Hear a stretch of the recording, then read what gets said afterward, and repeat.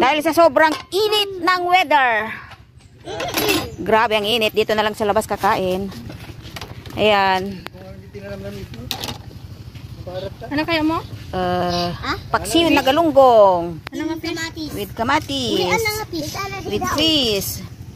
With mango. Ayan. Nag-imas ni mga dito. Sirok te.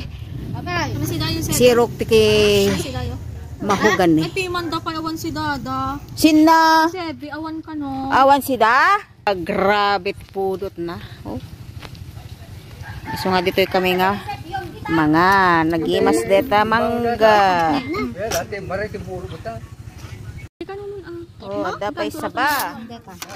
Mangga. Sino? Awa. Ibig-bidyo.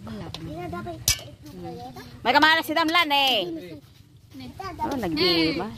Nagpodot. Kapay nga